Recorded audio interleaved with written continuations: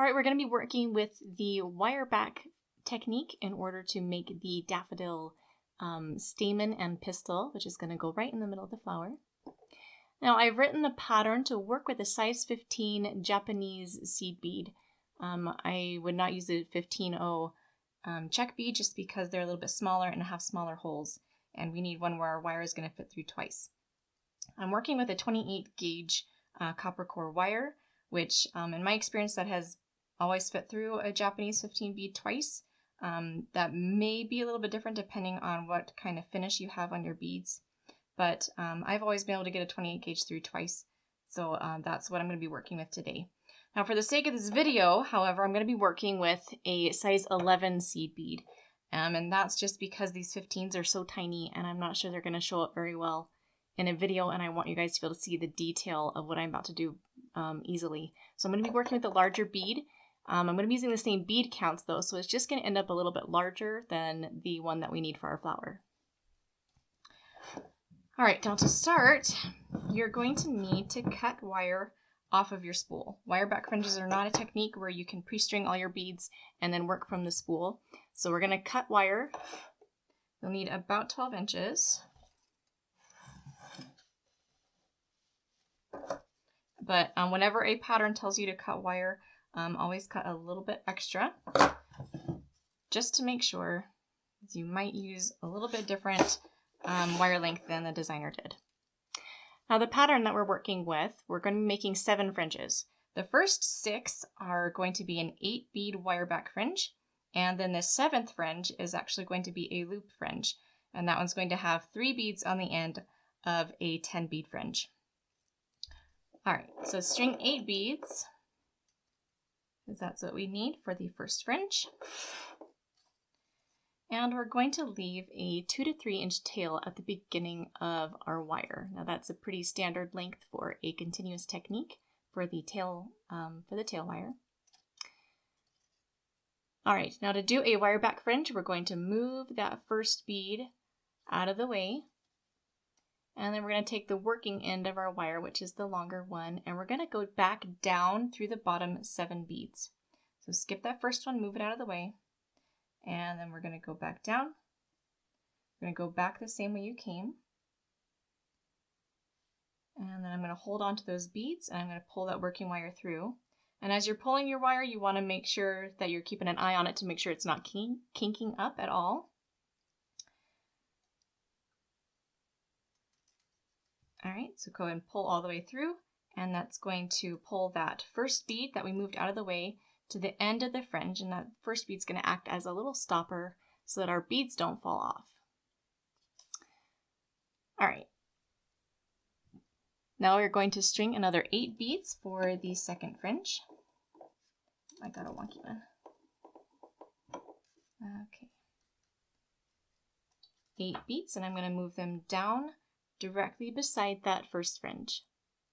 And I'm going to bend mine at a 90-degree angle. I just find that that helps me to get my fringes a little bit closer together. So I'm going to go at a 90-degree angle from the first fringe, and I'm going to push them pretty close together. And then again, I'm going to pull out that first bead, and then take the working end of my wire and go back down through the bottom 7 beads. Now what I'm going to do here is I'm going to grab the 2 fringes that I have here, the new one and the old one, and I'm going to hold them together, which will hopefully prevent them from sliding around and separating as I pull my wire through.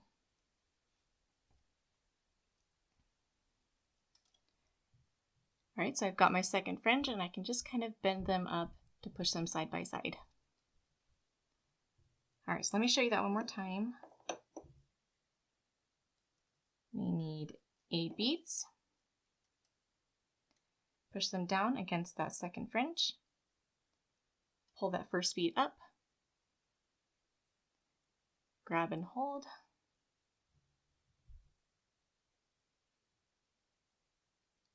Put your wire back through. Hold all your wires together, or all your fringes together, and then pull the working wire through. All right, so now I've got 3 fringes, with 8 beads each. Now you're going to continue until you have 6 that are that same length. So I've got one here that's already made. And now we need to add on the last one, which is going to be the pistil. Now these 6 here are the stamen. We got to make the pistil of our little daffodil center. And this one's going to be the loop fringe. So we're going to string 13 beads. 5, 10, oh, I miscounted. 5, 10, 13 beads. And we're going to have a 3 bead loop at the end of a 10 bead fringe. So we're going to scoot the last 3 beads up. And we're going to take the working end of our wire and go back down through those bottom 10 beads.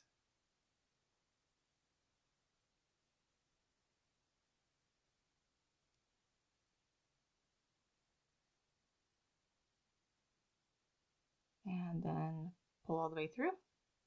And you might need to shift those beads around a little bit as you pull through to make sure that they sit nicely together. All right, so there we have the 6 8-bead wire back fringes and the 1 loop fringe with a 3 bead loop and a 10 bead fringe. Now we got to close this into a circle, and when we do this, we want to put the 7th fringe or the pistil in the center with these first 6 kind of wrapping in a circle around it. And to do that, first we got to put the 7th fringe in the center. So we're going to take the working end of our wire, that's the one that's nearest to the pistil, and we're going to come across the unit, and we're going to go down between that 2nd and 3rd fringe at the beginning. All right, now as I put my wire down between those fringes and then pull on it, that's going to pull that pistil into the center. All right, now I'm going to switch to my starting tail wire, which is the one that's going to be coming off of the first fringe. So I have fringe number 1 here, and I've got my pistil in the center, and then I've got my 6th fringe over here. All right, so I'm going to take that working wire and I'm going to wrap it once around the 6th fringe to close them into a circle around the pistil.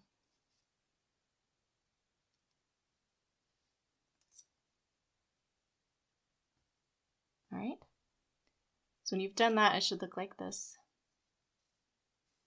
And we're actually going to push these up closer together towards the pistil in the center. And then we're just going to twist those 2 wires below just to secure the unit. And we're only going to twist a couple times for now, because during assembly we're going to end up twisting these wires together with the cone, which we're about to make here in a minute. We're going to be twisting with the wires for the cone too. And if you have twists already in your wire and then you go to twist twisted wires together, then you get a not as smooth of a twist and not as secure of a twist. So just twist it as much as you need to secure it for now. All right, so here's my 1101, and this is the size of the 15-0, which we're going to be using for our flower. All right, now we're going to be making the cone for our miniature daffodil, and I'm going to be working with 28 gauge copper core wire and a size 11 seed bead. Now I've gone ahead and I've cut 2 feet of my 28 gauge wire, so I'm ready to go. We're going to be making 13 fringes this time, and each fringe is going to be a 1/2 inch fringe with a 7 bead loop at the end. So I'm going to get my ruler out and I'm going to measure a 1/2 inch of beads, and then I'm going to count out 7 more on top of that.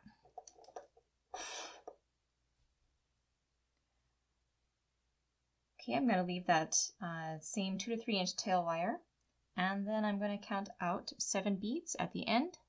Those are the beads that I'm going to skip to make my loop. And then I'm going to take the working end of my wire and I'm going to go back down through the bottom 1/2 inch of beads.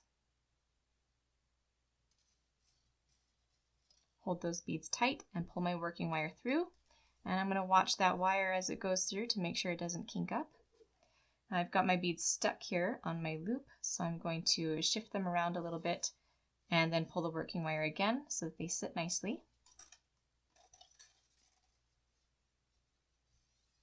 All right, there I've got my first loop fringe. And for the second one, I'm going to load another 1/2 inch plus 7 beads. I'm going to measure a 1/2 inch and then count out 7 more beads. Scoot these beads all the way down beside the next one, or beside the first one. And I'm going to pull out those last 7 beads and then take the working end of my wire and go back down through the lower 1/2 inch. And again, I've got my second fringe at a 90-degree angle from the first one.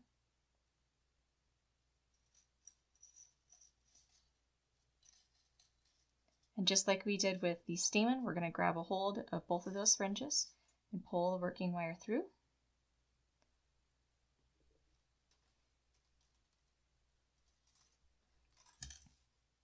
And shift those beads around and pull it again if I need to.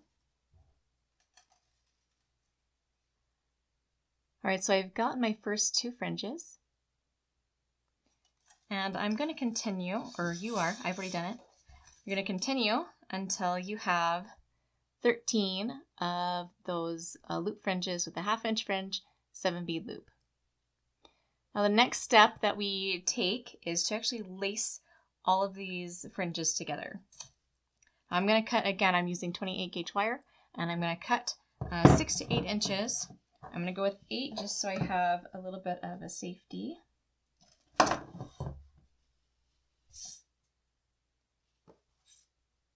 Okay, before we start lacing, we're actually going to turn the loops sideways.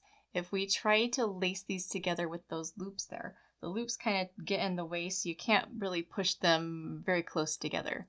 So we're going to turn all of these sideways so that when we do push our little fringes together, they will sit flat side by side. So go ahead and go through all of them and twist them all sideways. We will twist them back later after we're done lacing all this together.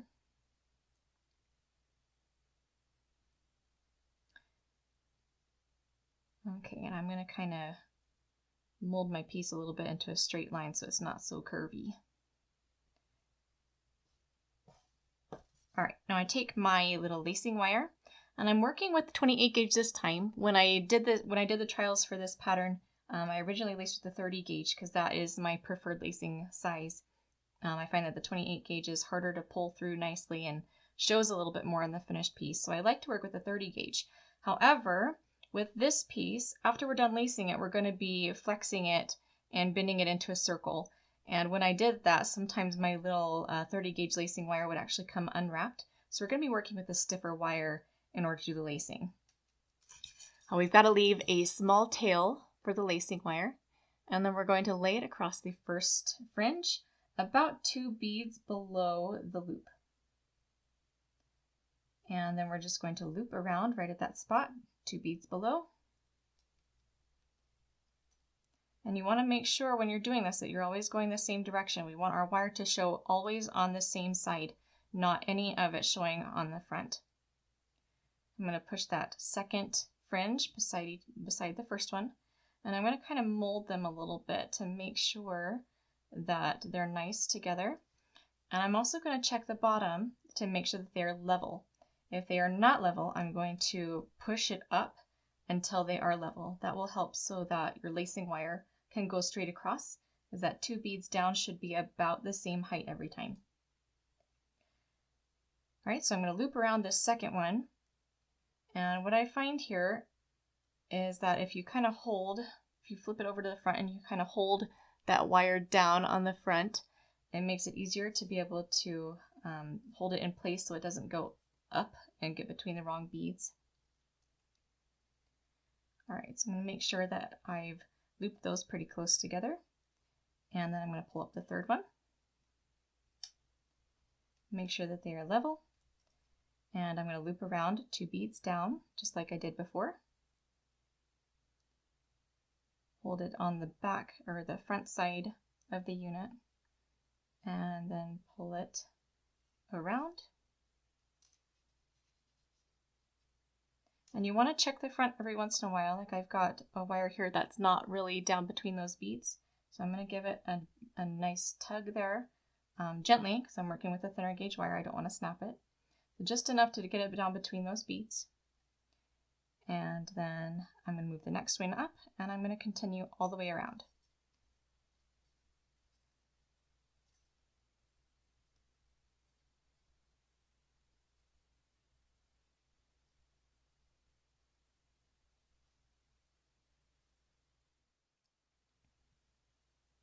Alright, so I've got my last fringe laced in, and unlike regular lacing, I'm not going to double loop around the edges. We don't need to do that in this case. However, we are going to bend this into a circle, and we want to bend it so this lacing wire is going to show on the outside of the cone. It'll be a little bit less visible than if it were on the inside, as people want to look at the face of the flower, and they're going to look down inside the cone and see that lacing wire. So if you put it on the outside, it'll only be visible from the side of the flower. All right, now as you're bending this into a circle, kind of go ahead and shape the bottom a little bit into a nice curve. That'll just, instead of kind of folding it in half, it'll help the sides meet up together a little bit better. So if you kind of curve it, and then we want our ends to meet up. I'm going to kind of push down on the front to get those ends from either side met up together. And I'm going to take this, the ending lacing wire, and I'm going to loop back around this first fringe that we laced. And that's going to close into a circle. I'm going to kind of push them together before I tighten the loop, because it'll be harder to tighten if they're further apart. So push them close together and then pull that lacing wire in. And you want to be kind of gentle with this. You don't want to mingle your poor little cone. All right, so we've got it closed into a circle, and now we want to take the two lacing wires, and we're going to twist them together. And you want to do this pretty tightly. If you need to use pliers, you can. And you don't need to twist it very far down, just a little tiny bit. We just want a little tiny nub. And then I'm going to clip that really short. Just enough of the nub that those twisted wires aren't going to come undone. And then I'm going to tuck it down as best as I can to help conceal it. All right, now you can see that my my little cone is kind of flattened and wonky shaped. So I'm going to take some pliers, or these are tweezers, but you can use pliers. Or even a pen or a pencil if you have those on hand. Just something that you can fit inside this hole. And I'm going to try and make it into a nice round shape again. You might need to push on these rows to kind of push them outward. All right, so I've got a nice circle shape now. And now I've got to close the bottom, because the bottom is still open here. And I want to close that so that the whole unit is completely closed. Now to do that, we're going to close it the same way we normally do. We're just going to do it after we lace, because the lacing is easier before it's closed. So we're going to take one of our wires and we're going to go across the opening, the gap, and we're going to go between the first and second little fringes on the opposite side of the opening. And we're going to loop around that one time. And you want to make sure that your wire does go down between the beads and that the fringes stay level. So work that down as you need to get it between the fringes. Now, if you've gone through my beginner course, then you're going to see these two wires off to the side and know that we need to recenter them in order for our flower stem. Here, this will be our flower stem for a second. In order to be able to make sure that our component will be centered on our flower stem, we need to move this wire into the center. So we're going to recenter this wire. And to do that, we're going to take one of these wires and move it over to the other side. So I'm going to take one of them, and I'm going to cross directly over to the opposite side, and I'm going to push it between. There's a little wire that goes between the fringes, and you want to loop around one of those wires. Now be careful when you pull this. You don't want to end up squishing your unit into an oval, because that's going to be very difficult. If you tighten that, it's going to be very difficult to fix later with the tweezers. So be very careful when you do this.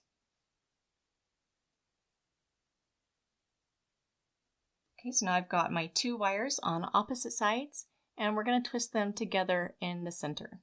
So we're going to bring them together in the middle, and we're going to twist them just a couple times.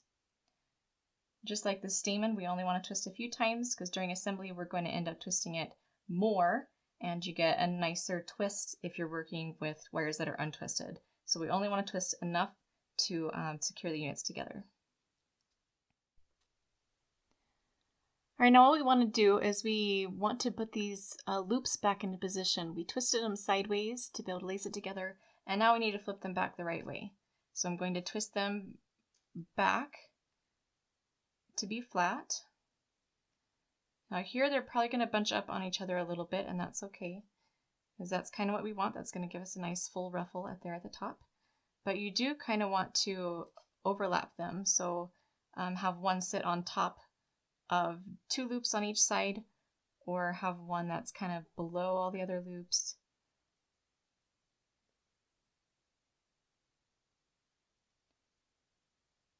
And you want to do this gently. Again, we are working with 28 gauge wire, which is a little bit more delicate. So when you do this, please be careful.